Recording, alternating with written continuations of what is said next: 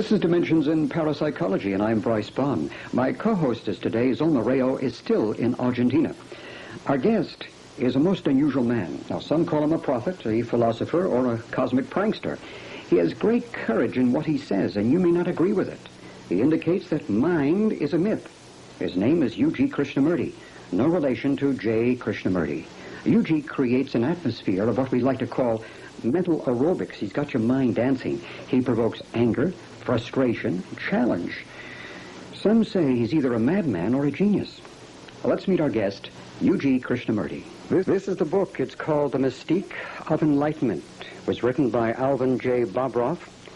It's a fantastic book, and at the end of the program, we're going to give you the telephone number and where you can get this book. It's all about our guest today, U.G. Krishnamurti. U.G., I want to welcome you to the program. I know you're a very controversial man, and because you mentioned at one time that mind is a myth. Yes. And a lot of people refuse to accept that. Because it undermines the whole foundation of human thought, which is built on that presumed, assumed, accepted foundation. You see, so they are not ready to accept that, but I don't care whether they accept it or not. I'm not trying to win them over to the point of view that there is no such thing as mind, let alone, you see, changing the mind or bring about a change in the mind or a mutation of mind and so on and so forth. So what I'm interested in is to emphasize what I have discovered for myself and by myself. And okay, what I'd like to do is go back and begin at the beginning of this discovery. We'd like to make mention that U.G. Krishnamurti is not related to J. Krishnamurti. And around 49 years of age, he was living a fairly normal life in India, came from good parents in India, and something happened. A biological process within his body began to take place, did it not? Yes, it did, but you see, in my enthusiasm at the very beginning, when I did not know what was happening to me, I felt that it was necessary for me to emphasize and overemphasize the physiological aspect of what they called enlightenment, but not as a psychological thing or as a religious thing. I discovered for myself, and it was a shattering blow to me, that there is no religious content at all in what I stumbled into, and no religious or mystical overtones or undertones. So it was something totally unrelated to what I expected would be the state of an enlightened man was like or is like or whatever it, the way you put it. Mm-hmm. Would you say that enlightenment is within every man, that it happens over a period of time? I'm questioning the very interest in enlightenment, although we have been for centuries brainwashed to believe that there have been many enlightened people, they are trying to enlighten others. Why one should be enlightened? You see, the enlightenment that we are interested in is to be like somebody else, like the spiritual teachers of mankind who talked of enlightenment and who wanted to enlighten others, you see. Now, basically, when you had this experience, this biological experience, did that go... I don't want to say that it is biological in contradistinction. That's a very high-sounding word. Anyway, well, some people would say Kundalini or... To the accepted religious state of mind or as a religious experience. But what I was left with was nothing but the functioning of this physical organism with a tremendous energy of its own. And what we don't realize is that the energy is separate from us, that it is something that we have to bring about as a result of spiritual exercises like meditation, yoga, and all that kind of a thing. But it is something extraordinary, and all forms of life are the manifestations. I don't like to use the word manifestation because it has certain peculiar connotations. It is an expression of life, I would say. You know something, I'd hate to see you with a dictionary and see what you could do with that. You could probably change... I don't use dictionary anymore, but we have, thank God, at our disposal. But usually they say, you know, the experience that you've had, it seems like a lot of other mystics have had a similar experience. They call the raising of the serpent fire, the kundalini energy and things of this nature, or cosmic consciousness. And I think that they are all, you see, nothing but thought-induced experiences. You see, anything you experience, however extraordinary that experience may be, is a petty little experience, and it is, I would go one step ahead and say that it is nothing but a sensual experience, like any other sensual experience. All spiritual experiences I would put in the area of all the other sensual experiences. Would you say that everyone, say, every human upon this planet eventually will have that experience? He is already there. What he has to come to terms with, if I may put it that way, is that there is no such thing as new experience at all. And all experiences, however extraordinary they may be, they are very repetitive and they are very tiring. You see, we use tremendous amount of energy to experience the same thing over and over again. That is why we are bored, and we are looking for newer and newer types of experiences. And some of them you classify as spiritual experiences to feel superior, that spiritual experiences are accepted by our civilization or culture or whatever you want to call it as the experiences you should have, and they put them all on a higher level, and that makes us feel and look upon all the other types of experiences as something to be avoided. Well, let me ask you this. Are you an atheist? No, when I say that those words don't apply to me, see, because when I say and emphasize that God is irrelevant, it does not mean that I'm an atheist. I'm not even an agnostic, you see. So it is just irrelevant, you see, because I consider that God, truth, reality, enlightenment are nothing but the extensions of our pleasure movement. I'm not against pleasure at all. Whether you are an American or an Indian or a Russian or a Chinese, it really doesn't matter where you come from or to which country you belong to. The one thing that everybody is after is pleasure, and he wants that to be permanent. So all these spiritual experiences, including the demand for spiritual experiences, are nothing but an extension of your pleasure movement. So these people, religious religious teachers particularly, of the past and all those we have in our marketplace You're today, speaking about the gurus, you're speaking about people like Rajneeshas and Muktanandas. All of them are selling shoddy piece of spiritual goods, and what they are selling is nothing but a petty experiences, you see. And we fall for that kind of a thing because we are interested in some kind of a comfort, and they are providing the comfort for the people. What about the TV evangelists that are really... They must also be put in the same category as all these gurus that the people in this country are importing from abroad, whether it is in Japan or in China or India. You see, there is a demand for that kind of a thing. It is nothing but a demand and supply, you see. You know, wherever there is a demand, there is bound to be a supply. And every time you see you are fed up with a particular teacher or a particular guru or a particular man who is selling a particular type of goodies, you are importing, you see, another kind of a guru offering exactly the same thing but slight variations. A lot of it's called emotional escapism, where they have to run... Yes, certainly. It's fashionable these days, you see, to talk about the gurus, you know. Some of those who come to see me say that I have a lawyer, I have a psychiatrist, I have a guru. And so naturally I ask them, what does your guru say? You see, it's considered to be a status symbol these days. I'm very surprised that Americans are also falling for that kind of a thing.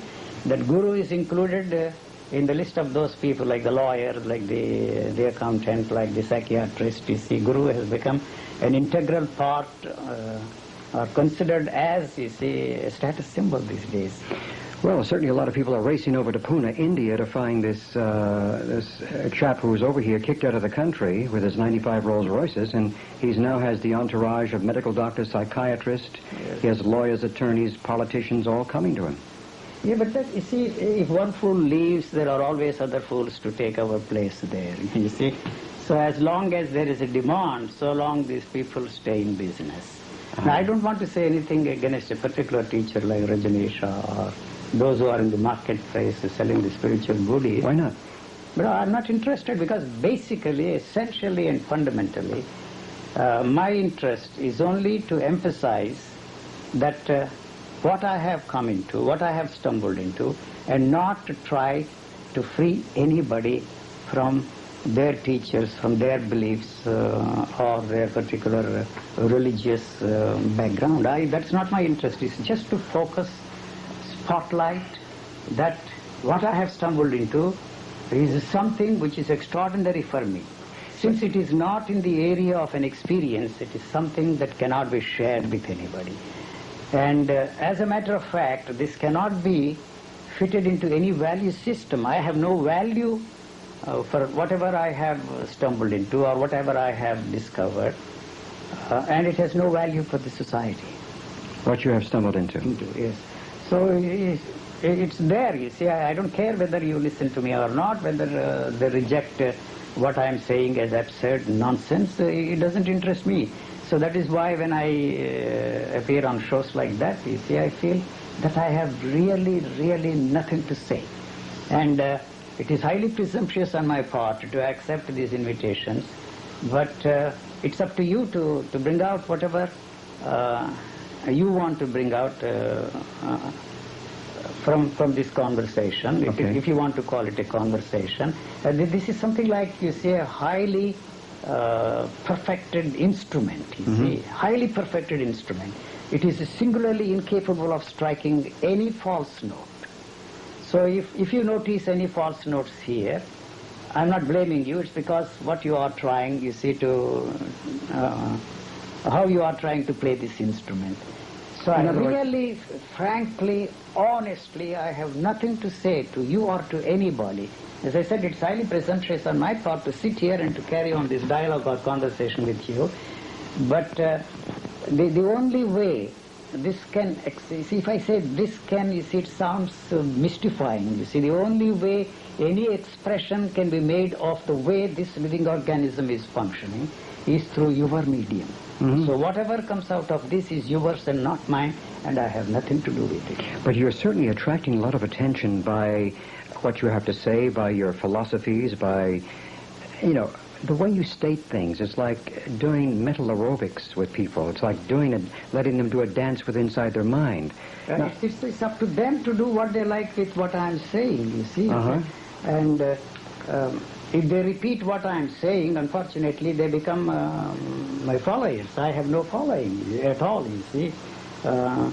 People ask me why you are constantly moving. I don't want anybody to stick to me, you see, because I have nothing to offer. If they presume that they are getting something out of their contact with me or making some sense, some meaning out of what I am saying, it is their tragedy. I don't want to give any opportunity to them to make them feel. But then why do you even come out in the public or anything? Why don't you, I mean, some people say, well, Eugene, why don't you just find a beautiful home in the wilderness and stay there and You will be surprised, even if I run away and hide myself. People are going to find you? Jungle people are somehow going to find where I am and they will come there. Now, it's not that I have something extraordinary or anything, you see. This is something which they feel, they see, that there is something here which they think may be right. Well, you're giving us some sort of a charisma automatically. I don't do anything. I don't do anything. Whatever they do with what I'm saying... By not doing is what you're giving off. But you see, unfortunately, remaining silent is one of the traditional ways of communicating things. That's in India, you see. It also attracts attention. So if I don't say anything, people will still come and sit around me, and they say that they are getting something from me. I tell them, whatever you experience in my presence is your own creation, and I have no part to play in that. But still they don't believe that. You don't know what we are getting. The tremendous energy that we feel in your presence is something extraordinary. There is no point in your denying it. I deny that, and I have no part to play. I cannot take any credit for whatever experiences they experience in my presence They can go and tell others, but I'm certain, if I'm certain of anything, it is that I play no part in their experiences which they feel in my company. Well, yes, sorry. Could it be, I'm sorry, could it be that you are a mirror reflecting back where they are? I don't like that phrase at all. You see, they have no way of looking into this mirror. It is reflecting exactly the way the things are. You see, it is not distorting. And it may sound very strange to you. You see, I have thousands and thousands of photos sent to me. And as a rule, I reject all the photos with a smile on my face. And people tell me you are smiling all the time. How come you reject all these photos? Which we consider to be, is because when I look into a mirror, I don't smile at myself. I don't arrange my face to look beautiful, handsome, or any such thing. It's just a face there. The mirror is reflecting. So the image that is there is in the computer comes out and says, this is not it. You see, it rejects it. So to believe that they can use this as a mirror is to falsify the situation they find themselves in. You see, so I am all the time emphasizing that no useful purpose will be served by carrying on these dialogues, these conversations, these question and answer sessions, because that nothing will ever come out of this. One simple thing that I am emphasizing, focusing, spotlighting all the time is that the instrument which we use to understand anything is not the instrument. It has not helped us at all to do anything, you see, to achieve the goals that we have set before us. And there is no other instrument. That's the only instrument we have. And we have been for centuries trying to sharpen this instrument. It's an extraordinary instrument, and it is useful in certain areas where its use is absolutely essential to survive sanely and intelligently in this world. But that is not the instrument. If this is not the instrument to help us understand the living aspect of our lives, and if there is no other instrument, there is nothing to understand. So the questions which they throw at me are basically the questions for which they already have answers. So otherwise, they cannot have any questions at all. But how would you suggest to the individual who perhaps is watching right now, how they could go inside themselves and find that answer when all the other peripheral stuff is blocking their view? You see, we have been made to believe that there is some way you can look at yourself, you see, and look inside of yourself. So what is there to look inside of you? That is my question. I did it most of my life, you see, to look inside.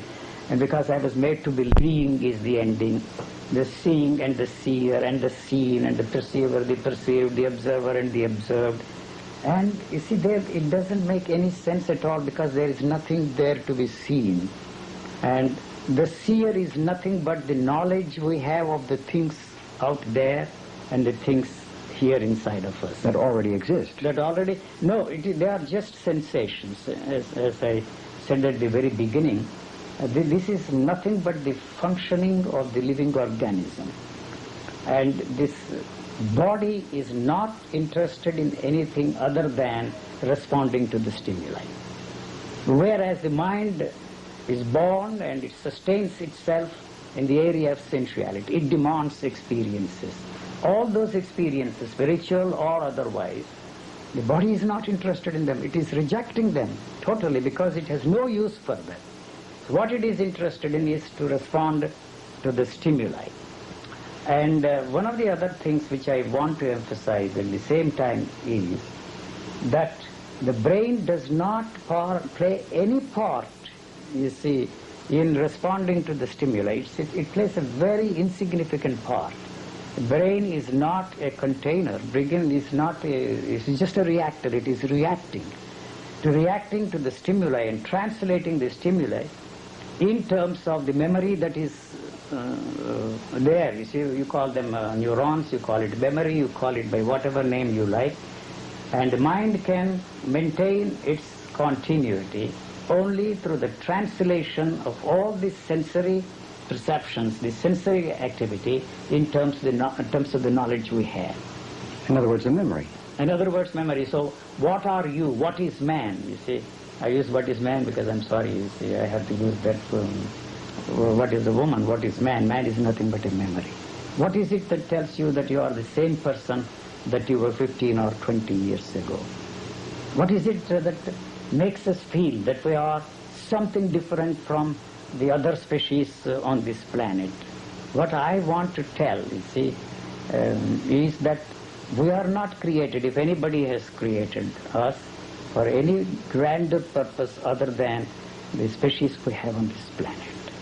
In other words, the assumption that we are superior and that we have been created by God, nature, or whatever is your fancy, tells you. Don't we have potential? You see, everything that is necessary is already there. Is already there. This body does not want to learn anything. It does not want to know anything. Its interest is survival and to reproduce one like this.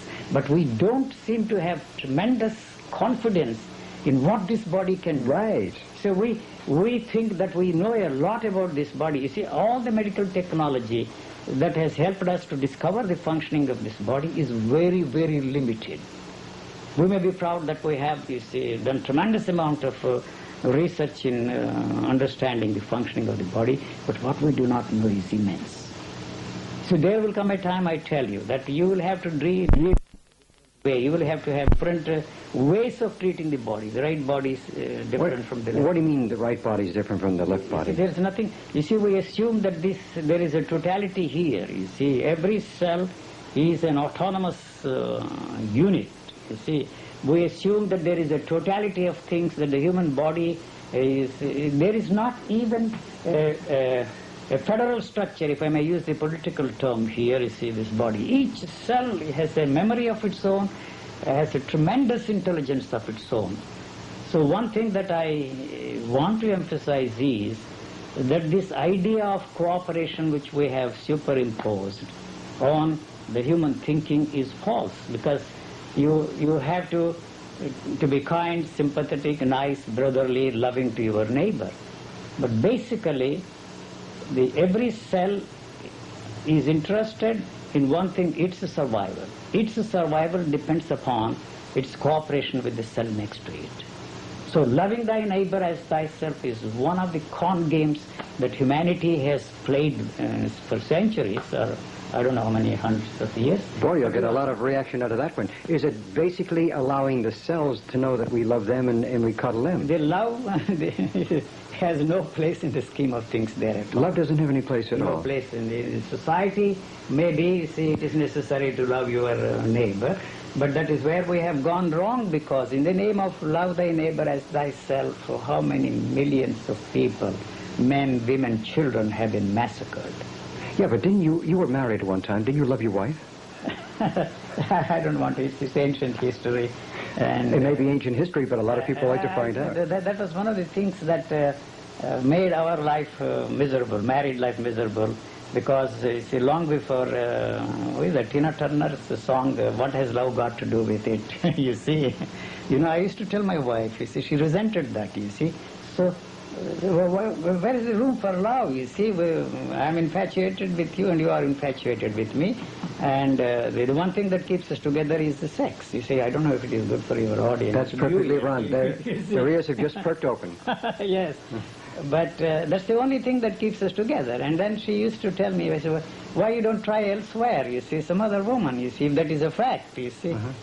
But I don't know. For some reason, I could not, you see.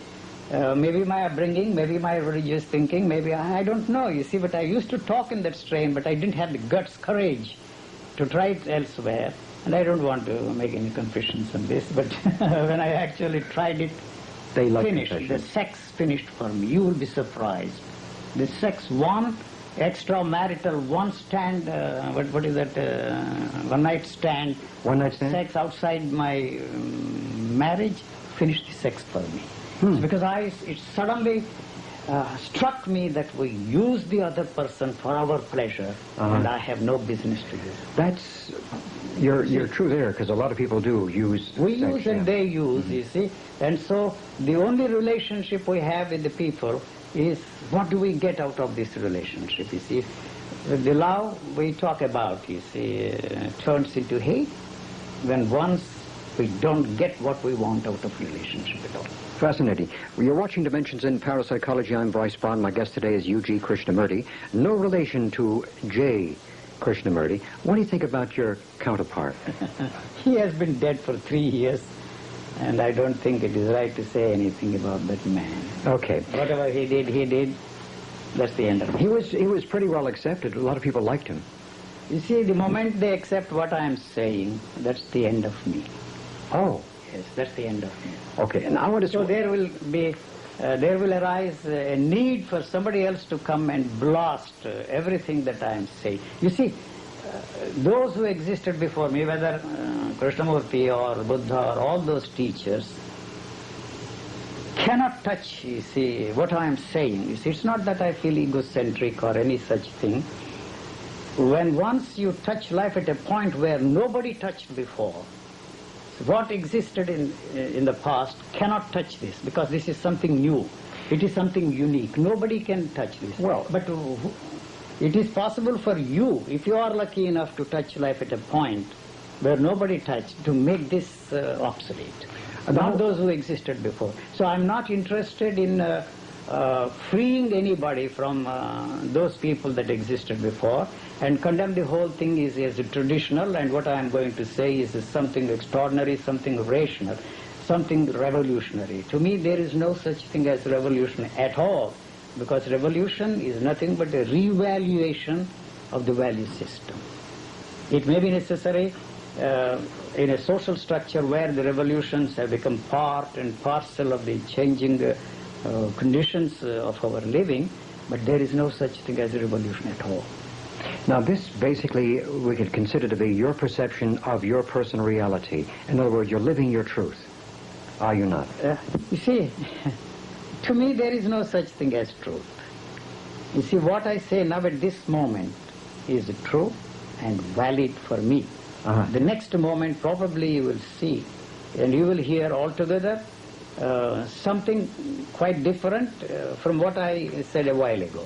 So that is why I said, you see, what my interest is to see that the people do not pay any attention to what I am saying at this moment. And there is no such thing as consistency at all. People say that you are very contradictory, you make so many statements, you contradict yourself. There is no contradiction, you see. I make one statement, the next statement contradicts, tears apart the first statement, negates the first statement. The third statement negates the first two statements. Fourth statement negates the first three statements. The fifth statement negates the sixth statement even before it is made. Not with the idea of arriving at a position, at a point to establish any truth or any such thing.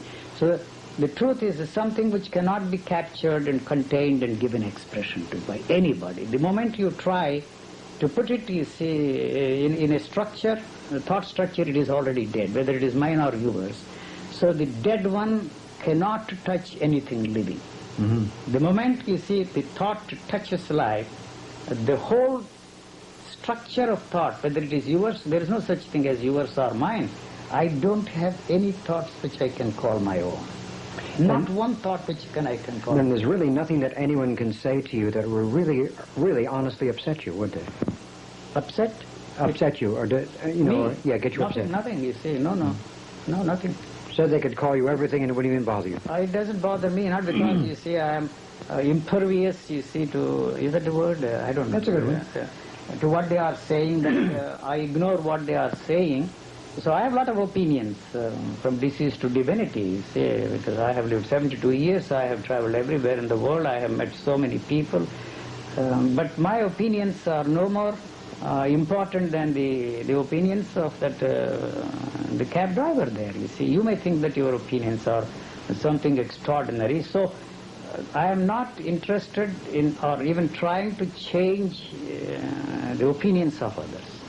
You see, I am not trying to win anybody over to my point of view, because I don't have a point of view, because it's constantly changing. Yeah. But why do you allow yourself to be pulled in for, say, books and television shows and groups of people in the first place? Honest to God, I really don't know what is there in that book. Some people come to see for their own reasons. Nobody is asked to come, nobody is asked to go. And they ask some questions. I give what they call answers. They put them on the tape, transcribe them, publish them for their own reasons, you see. So it's not that I'm disclaiming what is there in that book. I really don't know what is in that book. Somebody put them together, somebody edited, somebody published that book. Well, what basically it is, it's new insight, it's a new way of looking at things, it's a new stimulus, and I think that's very, very attractive. Now, if you call that an insight, you have destroyed the whole thing, you see, because the people think that through their encounter, they get a lot of insights. I tell them, look here, all insights, however extraordinary they may be, are worthless because that strengthens the very thing you are trying to be free from. So all insights, however extraordinary they may be, are useless, worthless. We're going to put that briefly on hold.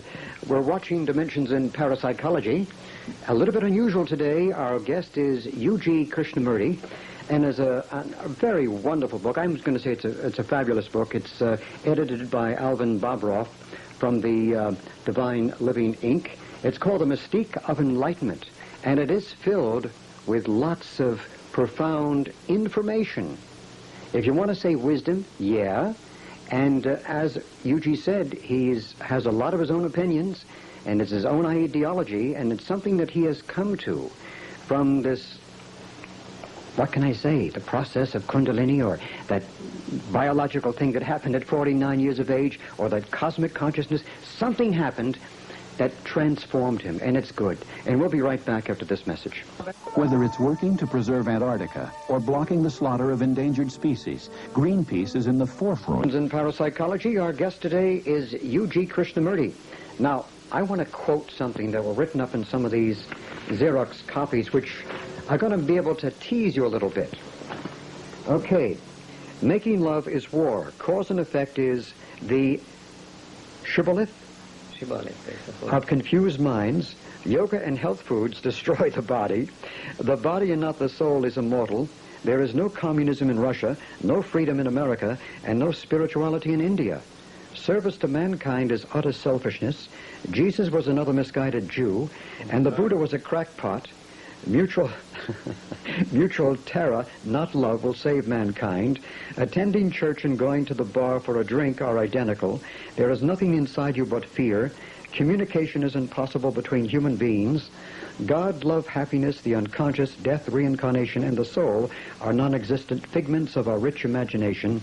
And Freud is the fraud of the 20th century, while J. Krishnamurti is its greatest phony. These were sort of allocated that you said these things. Now do you want to tear them apart? I don't think I will deny any of those statements made there. But what do you want me to do? I don't know. I'm not denying, you see. Before the program you said I stand by that, you see, but you are quoting that. Quotation is there in the book, I'm sure. Yeah. But the whole idea... What do you want me to say? You want me to dilate upon that? What do you want me to say? No. Stands or false? Thank God I didn't say anything about Muhammad. Otherwise you and I wouldn't be here tomorrow. Oh, I know. Thank God I didn't Alhamdulillah.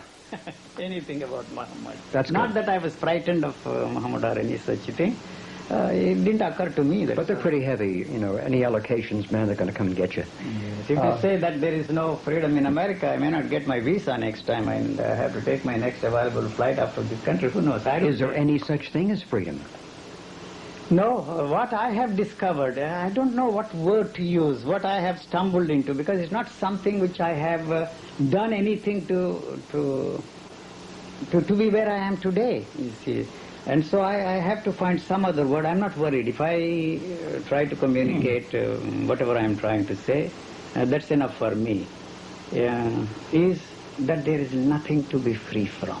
The very demand to be free from anything, including the demands, the bodily needs of the body, is not there. I don't give any opportunity for this body to feel hunger at any time. At regular intervals, I throw some food to keep the body going. You see, I have no faith in what all these nutritionists are telling us, that you must have, you see, so much of protein, eat so much of protein, eat so much of vitamin, so much. You see, one lettuce leaf is enough for one full year to take care of the vitamin needs of this body. They may not agree. The One nutritionists lettuce leaf is enough to take care of the vitamin needs of this body. I don't eat vegetables. I don't eat fruits. I don't Any meat? observe. No, you see, unfortunately, I was born in a vegetarian family. So, and yet, you see, to call myself a vegetarian is a misnomer, because I don't eat vegetables at all. I don't. Some carbohydrates. That's all that the body needs. And What about that pint of cream that you drink every day? yes, that is, see, I add a dash of coffee, you see, to make it edible, the cream. You see, the body, at least half a pint of cream I drink. So I don't have any problems of, what do you call, cholesterol. You see, I'm not going to recommend this to others. You see, my body has survived for 72 years on that kind of a food. I eat the same food day after day, day after day. Doesn't it get boring? Everything is boring if you want to, you see, put it that way, you see. You also eat basically the same thing day after day, day after day, you see. So the varieties of food is only for pleasure, you see, it's a pleasure moment. So when people, I make fun of those people who talk, you see, in favor of varieties of food. What is wrong with having varieties of girls, you see? Both are the same. You see, society may condemn having varieties of girls for your fun, and encourage, you see, varieties of food as to show that you are an extraordinary lover of gourmet and all that kind of thing. The movement, the pleasure movement is exactly the same. But so you're advocating promiscuous sex? I'm not advocating nothing, you see. Okay. I'm not advocating nothing. I'm just putting both of them on the same level, you see. But the society in which we are functioning today may consider the one socially acceptable and the other not socially acceptable. You see, I am not in conflict with the society at all. It does not mean that I accept everything, you see, that is advocated, professed, forced on us by the society. You see, I am not in conflict. That's all. So when I say that God is irrelevant, I am not an atheist, I am not an agnostic, I am not going to tear down all the temples, churches, mosques, I am not going to burn all the libraries. I don't see any need for God. You see, that's all. You see, whether God exists or not is not my question. I don't even want to bother about that question or discuss the ontological, teleological proofs of the existence of God. But doesn't it it is a schoolboy's stuff there. We studied theology, we studied philosophy, and all that kind of a thing. You see, they can do what they like in the university or in the churches. What was the very beginning? What was the creation? What created it all? It's one of the most unintelligent, I would say, impertinent questions that we should ask. Who created this universe? God, or the whole universe, or this world came out of hydrogen atoms and dust and some pebbles there, you see. So what value has that? You see, we leave it to the scientists to speculate about the origin of the universe in their own way, in their own funny way. But it doesn't in any way help us to understand anything, except to feel that we are trying to discover the laws of nature. We know a lot more than our ancestors did, you see. And to talk of the creation of the world in 7 days is too absurd and ridiculous, because it can be proved beyond a shadow of doubt that how this planet, you see, came into existence by scientifically going into and finding out, you see, every stone, every planet, you see, every plant, every human being on this planet. You see, it has taken millions and millions of years. So There is no point in still talking about that the world was created in 7 days, 6 days as the case may be, and on the 7th day he rested, and he created a problem for us all. Well, I was just wondering who created the universe of universes and everything that So manifests the in it. answers to all those questions can be found only when you come to grips with this fundamental question, how the thought is taking its birth there. That is when you are born. The thought in its nature cannot stay there long. So it is, whatever is born dies, you see. So we try, you see, to maintain the continuity by demanding the repetition of this thought to experience things over and over and over again. So it is the thought that has created the problem of cause and effect, you see, and then we try to establish the relationship between cause and effect and build tremendous structures of thought and tremendous structures of scientific investigation. So it is the aggressive mind, if I want to use it, put it in quote and unquote, that is interested in studying the laws of nature. For what? By understanding the laws of nature, we are not using them for the benefit of mankind. You see, majority of the people are suffering on this planet. Why? Why? Because of our possessiveness. You see, the thought in its very nature is a protective mechanism.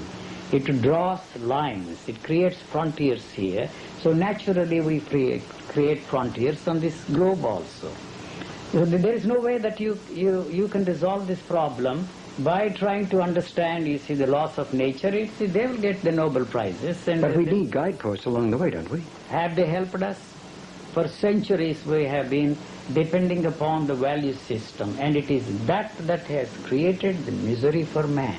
So I'm not suggesting for a moment that you should throw this value system overboard, but that is false. Individually it is possible for you to realize by yourself and to find out that it is that is responsible for our life. Yeah, but can we get all this information in one lifetime, as you say? What are you going to do with this information except to feel superior to somebody else? You see, now, you see, the whole encyclopedia can be put on a small disc, you know that? Huh? So one of these days they are going to put something there in your brain which will tell you all about what man has thought, felt and experienced before for centuries. The totality of our knowledge can be put there in your brain, a small disc-like thing. So, yes, but it took an evolution. So what? Has it helped us in any way to make our lives happier and better? Well, it depends. We live in the hope somehow that we are going to be happy, that we are going to turn the whole thing into a paradise. And when? When? So we live in hope and die in hope. Well, I don't think a magic wand came along and touched us and we just appeared, materialized on the surface. There are no magic wands. Isn't there? That's what I'm saying. The magicians and all the spiritual teachers belong to the same category. And they con themselves, and at least the magician knows that he is very tricky. He's honest. But the teachers of mankind con themselves and con us all. And we are trying to play the same game.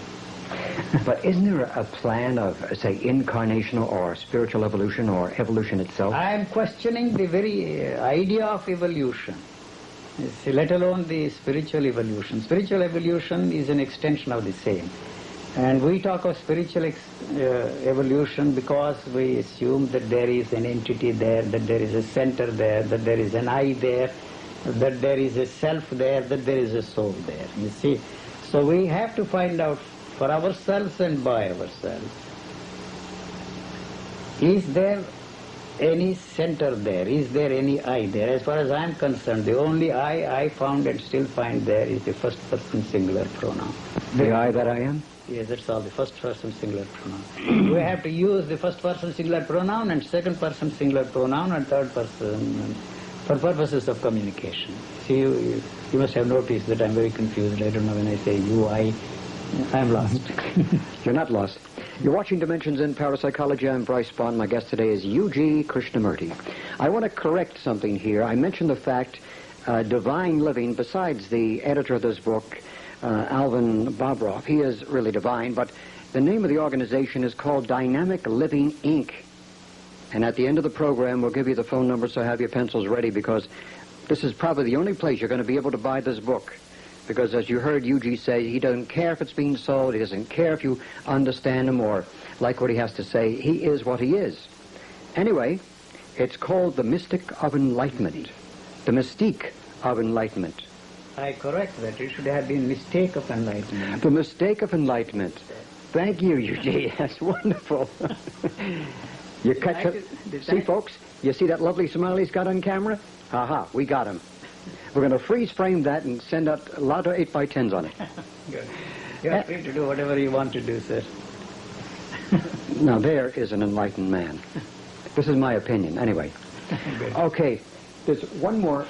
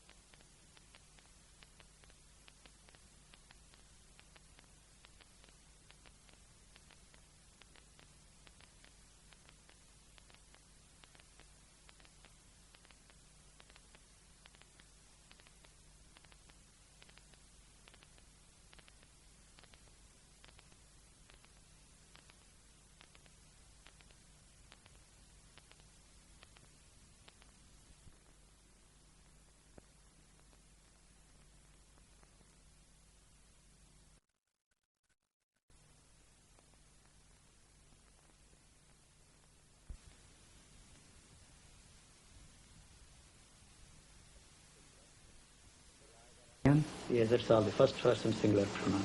You have to use the first person singular pronoun and second person singular pronoun and third person for purposes of communication. See, you must have noticed that I'm very confused. I don't know when I say you, I'm lost. You're not lost. You're watching Dimensions in Parapsychology. I'm Bryce Bond. My guest today is Yuji Krishnamurti. I want to correct something here. I mentioned the fact Divine Living, besides the editor of this book, Alvin Bobroff, he is really divine, but the name of the organization is called Dynamic Living, Inc. And at the end of the program, we'll give you the phone number, so have your pencils ready, because this is probably the only place you're going to be able to buy this book. Because as you heard Yuji say, he doesn't care if it's being sold, he doesn't care if you understand him or like what he has to say. He is what he is. Anyway, it's called The Mystic of Enlightenment. The Mystique of Enlightenment. I correct that. It should have been Mistake of Enlightenment. The Mistake of Enlightenment. Thank you, Yuji. That's wonderful. You catch it? See, folks?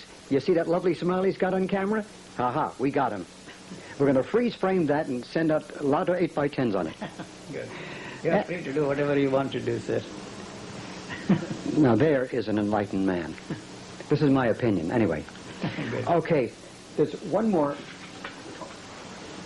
How can you have me as a guest on that program which you are talking about, you see, the new dimensions of parapsychology or whatever you want to do? You're into consciousness, even if it's what we call... Supposing I say that there is no such thing as consciousness at all, except the knowledge that we have about things.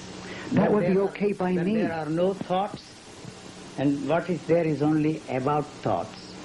And that the brain is not interested in memorizing all that stuff except to help this body to function smoothly. That's all its interest. But we have put that, you see, unfortunately, to use for which it is not intended.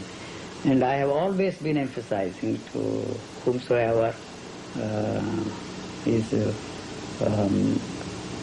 what's the word? I don't even get the right words.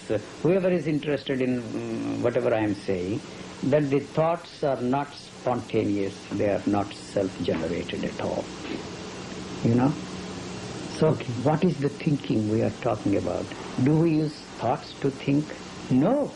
It's a very mechanical process. What is there is an extraordinary computer. So let me see. You say, let me see. There is no thinking going on there. You will be surprised that it's the computer that is working out and coming out with, you see, a printout. You think that is the product of the thinking of a non-existing thinker. See, it is just nothing, whatever is in there, it comes out, you see.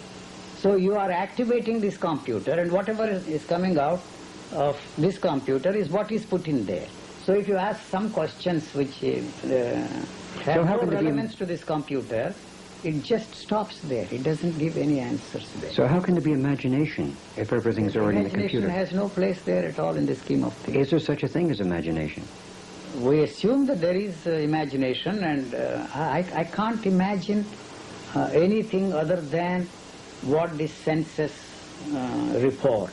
So senses, you will be surprised, don't play any part in reporting anything. The translation of a particular sensation within the framework of the knowledge we have is what we think is the experience. So we're going basically on memory from many past lifetimes? And yes. No. You are crazy. No, you didn't get me. What is there you think will reincarnate? I wanted to get a reaction. What is there to reincarnate? You think you will reincarnate? Experiences, lessons. Experiences don't belong to you and to me. You see, there is a totality of knowledge passed on from generation to generation, and it is that knowledge that creates you and me for the sole main purpose of maintaining its continuity and its status quo. So there is no such thing as an individual at all. You see, if you want to experience yourself, this body, which you call your body, is not possible without the use of that knowledge that is passed on to us. And it's passed on from where? You see, from my grandmother, she told me that this is my hand, these are my eyes, these are my teeth, show me your face.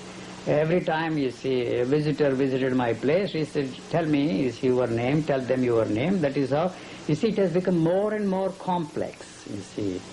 We think in terms of, we don't think at all, sir. You may not accept what I am saying. There is no thinking at all. Well, I'm going to have to, sound very I'm really going to have dogmatic. to think about that. You know, thinking it all. I got to think about that one. I'm sure everyone in the audience is going to have to think about that one too.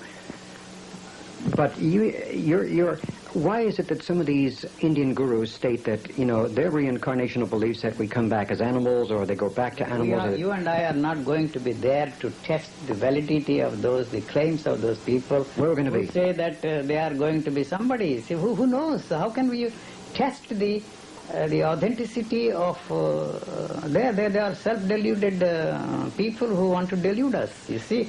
Where do I go after here? Are you here now? I'm here now, but You are saying that you have no way of experiencing the fact that you are here without the knowledge that is given to us. You see, the sensory activity does not tell you anything. This, you see,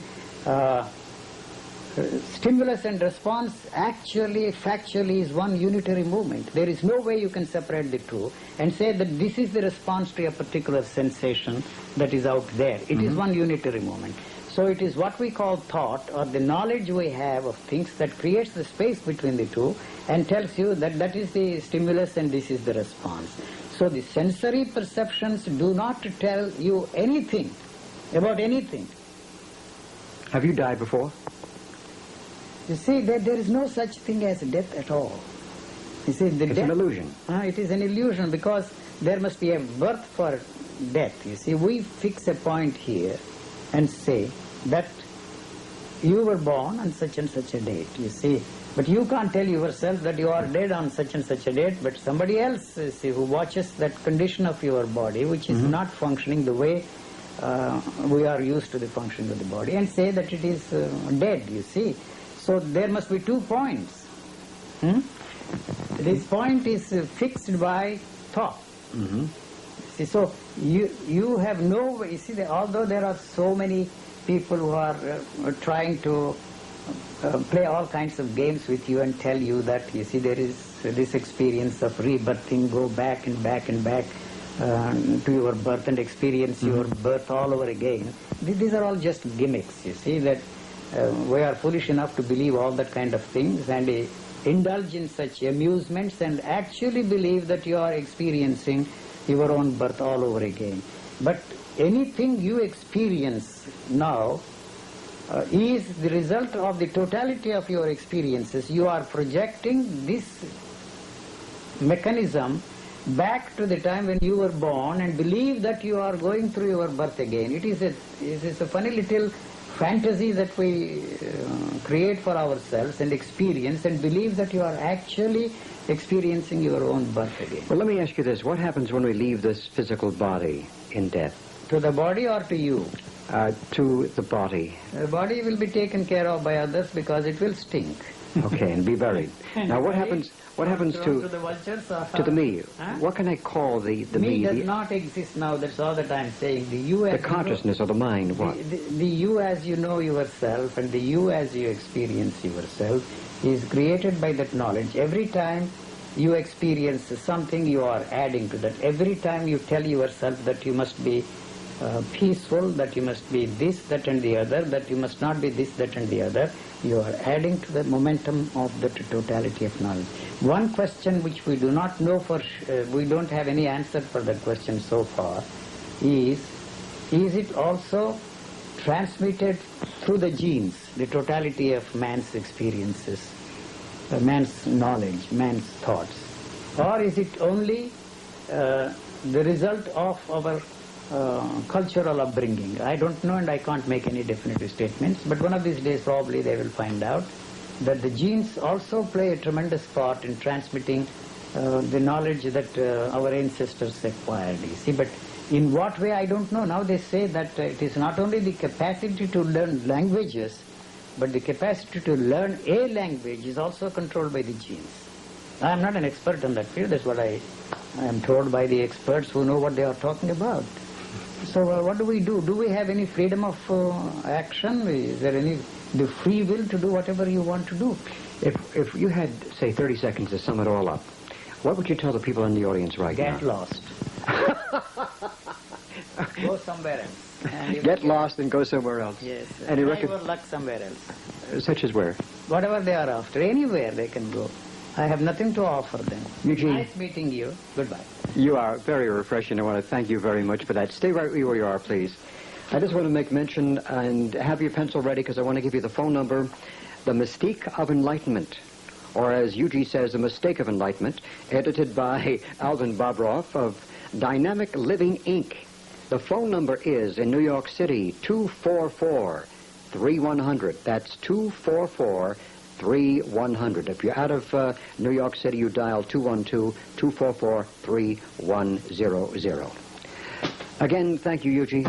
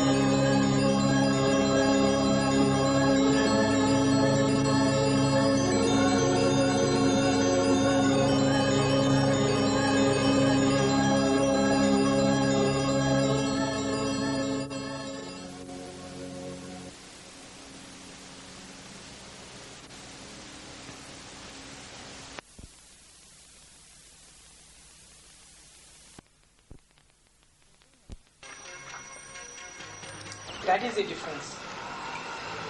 Vedanta accepts... And negating, the very negating process. Yes. Because there is nothing to achieve, there is nothing to attain. No goal at all. No. No goal, no response. There's nothing to do.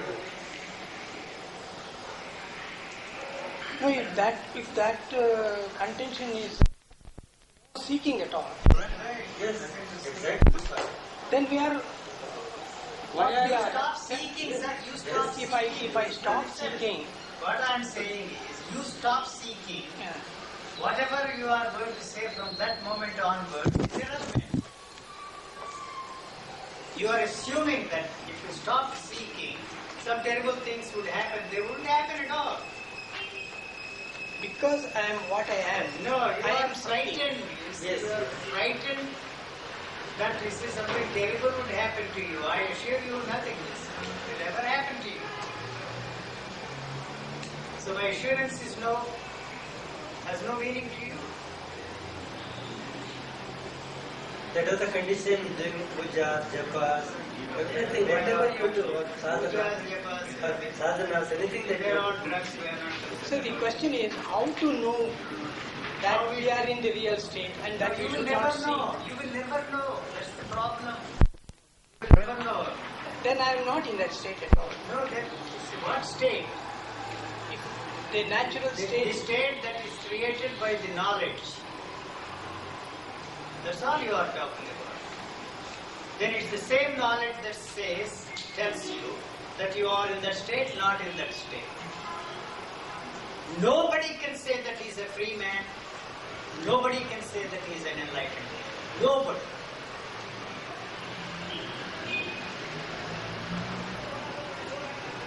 As long as suddenly you are enlightened. So, and you can set up a holy business. That's why I said you can sell a Buddha, a prostitute, or all the same. Peddler, you become a peddler of some stuff or the other. By How long will you go on process of saying, how long constant will you want to- inquiry. Listen, you are going on and on and on and on saying Vedanta says. What the hell do you have to say? That's important, not Vedanta says. You quote Vedanta, somebody else quotes some joker J. Krishnamurti, somebody else quotes Bible, somebody else quotes Quran. You may feel you are very superior because it's a very subtle metaphysics that you have evolved through this dialectical thinking, sharpening your intellect. You may feel superior to them. But what does it matter what Vedanta says? Hell with the Vedanta. What do you have to say? You have nothing to say. I have nothing to say. Except a puzzle that why this is happening. Except a puzzle to say that a man is born, he marries, he grows old, he builds a house and finally he gets directed, You leaves the are house not and ready everything. to accept the fact that is all. That's all. That is all. If that is all, the whole Vedanta goes. The whole religion But the goes. house built is there. Huh? It is not there because you are interested in finding out the meaning of the purpose of life. Those jokers have given the idea that you should find the meaning and purpose of life. This is all that is there. This is the only meaning that is there. There is no other meaning. You are not able to solve this problem here because of some nonsense. There is a happy relationship, wonderful relationship between husband and wife. No. It is that is responsible for the tragedy of your life. That one. If you are lucky to be free from that, this also goes unfortunately. What you are interested in, keep this and have that. You are not going to have that. But how do you consider a human being, a man, human being as an individual? I don't he is think not he is- responsible for anything. No. He is society. He Society can't created but you. I can't but talk Kannada or broken English. It doesn't matter what language you speak. What's the difference? How are you going to solve the problem? What You are problem? now saying here in this article, it's very nicely written, I agree. Yes. But you have at least the attributes say that man should be changed. How are you I going know to- that's the only thing. You see, if a man does not, ridiculous. yes sir. No, man does not want to change. You want, why you don't accept? You are not going to have a peaceful world through The war. world is the only world that you can see, understand. And I don't know what understanding means till today. It doesn't mean anything. You have I to. can't understand anything. The understanding is only tomorrow or in your next life. I So cannot when there is understand. nothing to understand, what you are left with is this. That's all. You don't need to understand. Why do you have to understand that you are fighting with your wife all the time? You cannot live with your wife who you think you will love. I want to know why. So you will not solve this problem as long as you are talking of an ideal, perfect relationship that does not exist. You can't live as long as you are interested in finding out the meaning of life. How can you? How is all that you are interested in? How to live? You are dead. You are a dead person living in dead ideas, dead memories. You think you are living? You eat some filthy food, some ideas you eat. The body is rejecting it, everything goes out in shit. All your vitamins, all your health food, all your sattvic food. The body is not interested in any of those things. It is something for energy. If you don't feed the body for 2 days, it will live on itself. Even the basic needs are not important for the body. Meaning of life, purpose of life. When the hell you are going to find out the meaning of life? 50 60, 70, 80, So if the body has the intelligence to carry on by itself, That is why nothing of your Vedanta has touched there except your memory. Nothing. if the body can... No, you don't answer this question. It has not touched anything. It has not changed anything there. Except you repeat day after day, memorized nonsense. That is better. Tape recorder does a better job than you can. A constant inquiry Don't as repeat that. as Yes. Yuji did up to his 49th He year. was a damn fool. Do you have to be a fool? I am telling you that despite that, that fellow stood in the way. J. Krishnamurti was a real bastard that prevented the possibility of my being myself. I tell you, all your teachers, they conned me. I allowed myself to be conned. You are ready to be conned and play the same con game with yourself and with others. In what way we are different from Yuji? Not at all. That's what I'm saying. I'm telling you all the time. You are not different from me. You think that I am different from you because of those bastards, because of your Vedanta. When you are free from Vedanta, freed from that once and for all, the difference will go. So what stands in the way of being what you are is that Vedanta. Memorize rubbish, that is, all empty words, empty phrases you repeat. What for? Day after day, that does a better job, tape recorder. Repeat. It has not helped you, sir. Be honest. At least you don't have to be honest. Nothing has touched it. Nothing. It is living its own life. It is rejecting all your bliss, beatitude, immensity. It doesn't want that. That is a sensual activity. Like sex, you know. Your meditation is worse than that. Viveka Chudamani. Viveka Chudamani, throw it out. Boil some water and take some coffee. That's all you do. Your Viveka Chudamani, all the 1,000 Upanishads are not worth anything. They have not helped you.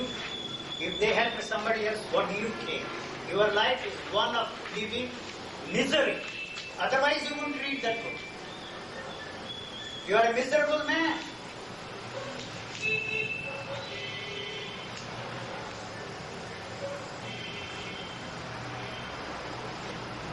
Go tell. What importance is it to say that I am a miserable You man? are, you don't want to admit that. When there is You no are way, sitting misery, talking misery, living misery. when there is no way out, What? You think there is a way. Why there is no way out? then am I to be in misery eternally? Yes. As long as you are looking for a way out, you will be eternally miserable.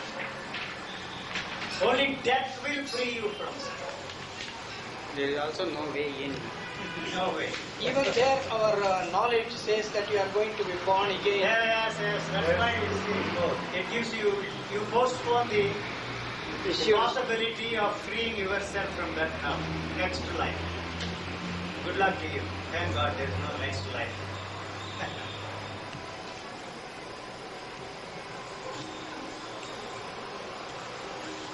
I'm not taking you, Satyanarayan. You are my best friend. What has created you is what I am pointing out. The you. What has created me as a human being is perhaps Your parents. perhaps That's my all. my good works during my past lives Not past must have life. had an upper hand, and I must have been born as a man this time. Why? You should have been born as a cow. I think 84 million lives you have gone through. Sir, in Viveka Chudamani, says, no, it says, having been born as a man, that is the greatest fortune. That's the biggest And joke. then having a good body is again another fortune. And having a sound mind is one more important asset Yeah, as next being life. born as a human being. You have all the three that you are With now. all these three, if you don't inquire and find out who you are, No, further it says, having born as a man. Further also it says, having born as a man. first it says having been born as a man, Man. and then as a Not having as a a good group, health, not as a good woman. body, as a good Not body. as a woman. So are they so much bifurcating? Yes. That's how Vivek Yes, Chudamani. Viveka Chudamani says that. Vivek. That's all he is about. What do you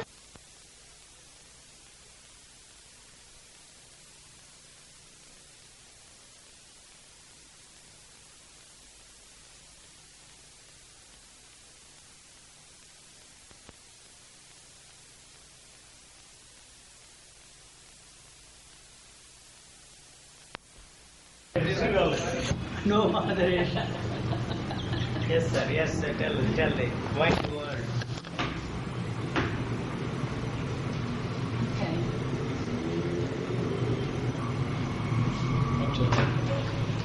You were saying something. So you said, Yeah, come on. I have been benefited by, yes, he destroyed you and you lost some 70 lakhs of property. No, he didn't destroy me. Ah. I was ruined.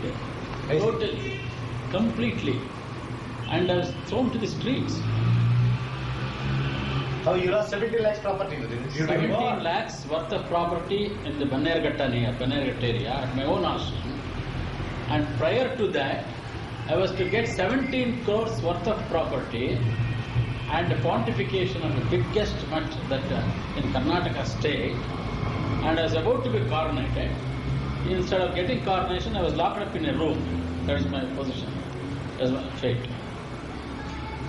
Can you imagine? And all this happened due to his influence on you. No, he just locked me up in a room. I was about to, on the day of coronation there, I was locked up in a room. So you were physically prevented by him. Physically locked up. And I was given only a ready-made soup. Instead of Panchabhaksha Paramanna.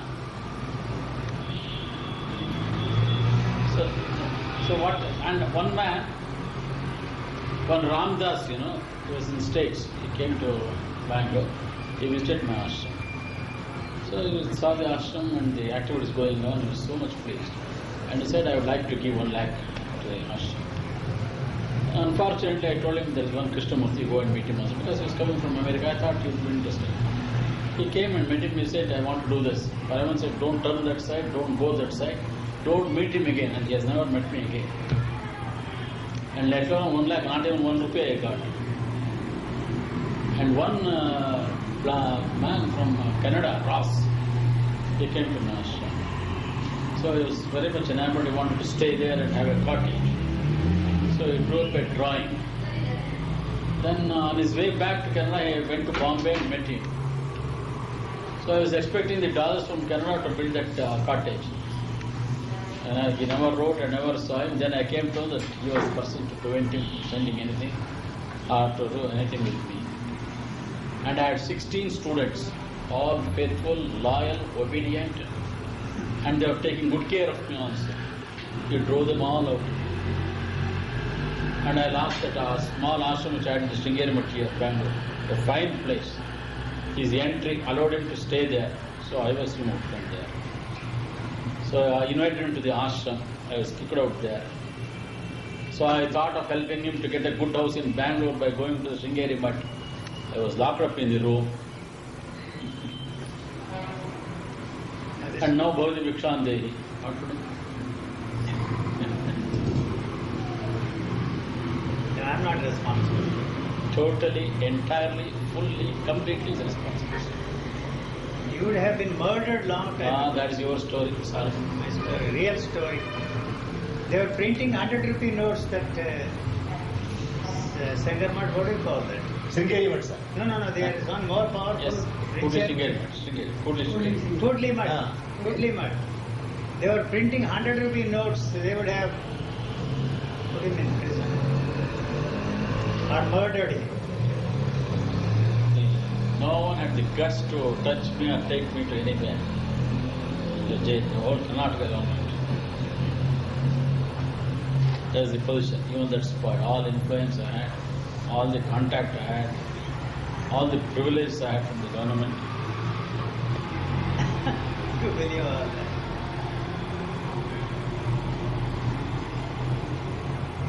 So that's a prarabdha.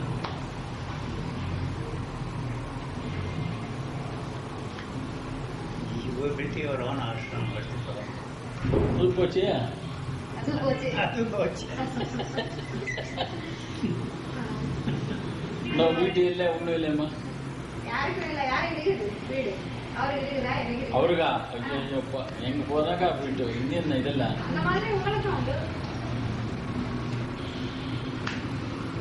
Sir, in that radio interview, he asked you a question, sir, about what is the cause for the difference in births and the status of human beings. You answered the first part saying that the genetic engineering is going to correct the defects of birth. The second part, sir, how about the evolution? It can be corrected by us. How is that people are still? He is responsible. Because some people achieve great fame with That's also least effort. That's also genetically programmed. But social inequalities are created by people like him. Sir, they are helping to What remove the helping? When? inequality. How long? As long as people don't understand Yes. and follow people like you instead of our tradition, instead Nobody is of our following me, they are sages, following you. seers and sages, Where are they? Advaita, Sarvabhuta, Where we are- say, and again you are doing Dvesha, what shall we do? What is that? What does he say? Advaita, Sarvabhutana, Maitra, Karuna, Summa kadadalla. Nirmamo, People Nirahankara, are starving, Samadukka, suffering. Sukha, Kshami. Yes. That Krishna said it, sir. That Krishna was a bastard. Very opposite. He killed his own fellow beings, joined the Aryans and destroyed the Dravidians. And what about him, a person who killed his own mother? Who? Otherwise, that mother would be committing suicide every hour on the hour. So that is mercy killing, sir. For having brought Other- such a son into this world. Huh? What does the king? Am I correct or not? It's logical. Have an interpretation of that. The escapism of that.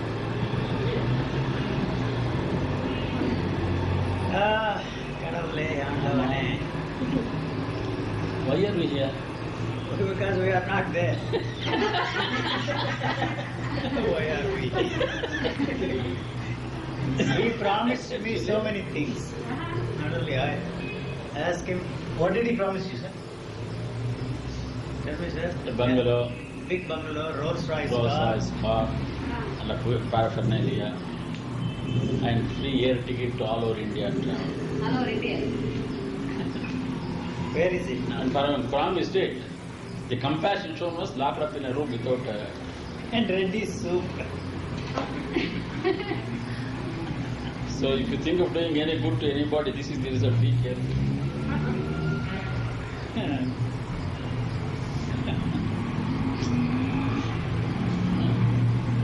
Look, she is recording all. Doing that, eh? Yes, yes.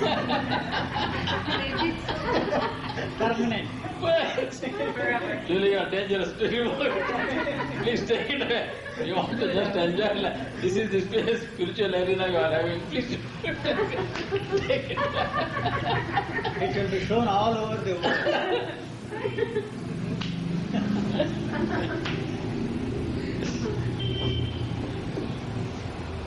Anyway, we are thankful to you for one thing, sir. Sir, at least one thing. It's not anything. Valentine has found a nice home. Place. And we are all enjoying. Yes. Otherwise, the 23 West Anjali, I don't know how you say. And I've been pulled on for 14 years. 14 years. Not even come totally to Itila. What is that bathroom? Kitchen is there. ಇವಾಗ ಇದು ಬಂದ್ಮೇಲೆ ಆ ತರ ಹೇಳ್ತೀರಿ ಇಲ್ಲ. Some of us put up with it.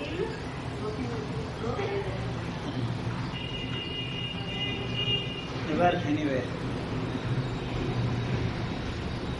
All that happens is for good, sir. ಧಾರೆಪೋಯೆ Maramma. What is this good, sir? Happen for good means?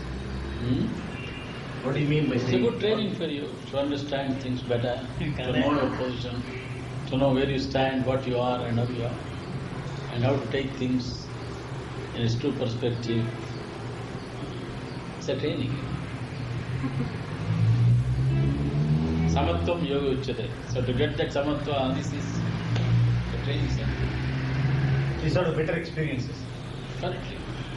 Unless you are beaten hard and you don't learn.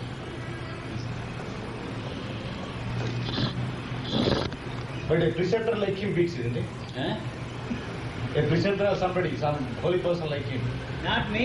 He's a holy person. He is a holy person, not Sorry. me. These beatings are, where does it come from?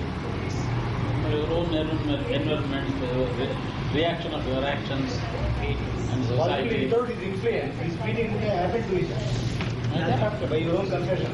Yes, you must be only a nimitta, that's all. It might have happened other way. No, but this instrumentality also, was he responsible for it or something else? I am not responsible? responsible In a way, for anything. in a way, In the worldly